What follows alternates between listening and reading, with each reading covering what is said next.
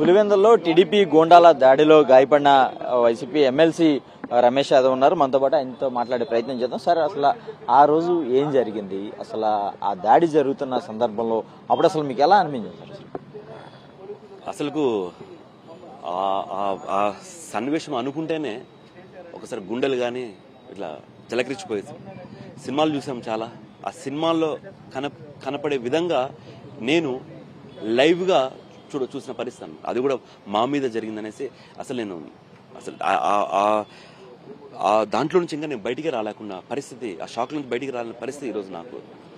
మేము ఇన్ జనరల్గా మా నాయకులు కలవడానికి నల్గొండ వారి పల్లెకు పోవడం జరిగింది. అక్కడ వెళ్ళి మా వాళ్ళతో మాట్లాడుకొని సాధారణంగా వేరే తెలిసిన వాళ్ళందరూ కలిసి మేము బయలుదేరేటప్పుడు సినిమాలో చూపించే విధంగా మా బండిని అటు ఇటు బ్లాక్ చేసి రాడ్లతో కొట్టి రాళ్ళు వేసేసి, అప్పుడు కూడా మమ్మల్ని వాళ్ళు చేరుకోలేకపోతే బండి మీద పెట్రోల్ పోసి అంటించే టైంలో మేము బయటికి వచ్చినప్పుడు అప్పుడు మా మీద పడి దాడి చేయడం అనేది అసలు రాష్ట్రంలో పోలీసు వారు ఏం చేస్తున్నారు కూడా క్వశ్చన్.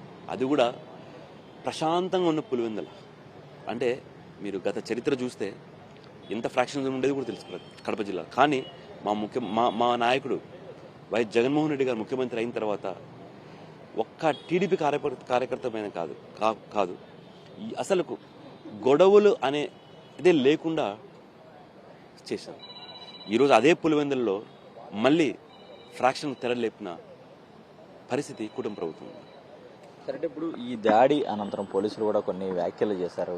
అంటే అవసరం లేని వేరే ఏరియాలోకి వెళ్ళి ప్రచారం చేస్తున్నారు, అంటే ఒక పత్యాపారం అనే ఇట్లాంటి కొన్ని కామెంట్లు చేసిన పరిస్థితి ఉంది. అసలు దీన్ని ఎలా చూస్తారు సార్? నేను ఇందాక చెప్పాను కదా, పోలీసు వాళ్ళు పచ్చచొక్కాలు వేసుకుని కూర్చున్నారన్నమాట. ఎందుకంటే మేము పోయింది మా లీడర్లు, మా సంబంధించిన వైఎస్ఆర్సీపీ పార్టీ నాయకులు కలవడానికి అక్కడికి. సో మేము వెళ్ళినప్పుడు ఏ టీడీపీ నాయకులు కానీ ఎవరు లేరు అక్కడ. మేము వెళ్ళి వాళ్ళు మాట్లాడుకు మేము వచ్చేటప్పుడు 50 మీటర్ల దూరంలో పోలీసులు కూడా ఉన్నారు అక్కడ. అసలు 10 బండ్లు ఒక్కసారి వాళ్ళు ఎట్లా అలో చేసినారు? అలో చేశారంటే మీకు అర్థమైంది క్లియర్గా వాళ్ళు ఎంత ఈజీగా వాళ్ళ లోపల పంపించి మమ్మీ దాడి చేయడానికి వాళ్ళు సపోర్ట్ చేస్తున్నారండి. సరే, అంటే ఇప్పుడు పోలీసులు మేము లేకపోతే తలలు తెగిపోయి అనే వ్యాఖ్యలు కూడా చేశారు. దీన్ని ఎట్లా చూస్తారు? మళ్ళీ వాళ్ళు ఉండి మా తలకాయలు పగిలిపోయినాయి, మా వాళ్ళకు మా చేతులు ఇరిగిపోయినాయి, కార్లన్నీ పగిలిపోయినాయి. వాళ్ళు ఏం చేసినారు ఇప్పుడు?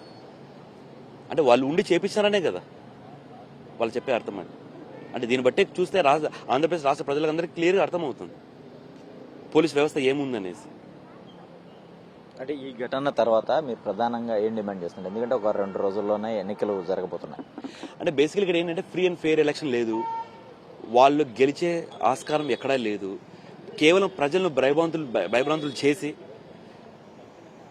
అక్కడ ఎలక్షన్స్ ఫ్రీగా జరగకోకుండా రిగ్గింగ్లో ఓటింగ్ కూడా చేసుకోవాలా. ఈ నాయకులను కొంచెం బెదిరిస్తే వీళ్ళు రారు, మొత్తం మేమే చేసుకోవాలని ఉద్దేశంతో ఈరోజు జరిగింది. కానీ వాళ్ళు చేసే పనులకు కానీ లేదా బెదిరిపోయడానికి ఇక్కడ ఎవరు లేరు. మేము ప్రతిష్టాత్మకంగా తీసుకున్నాం ఈ ఎలక్షన్.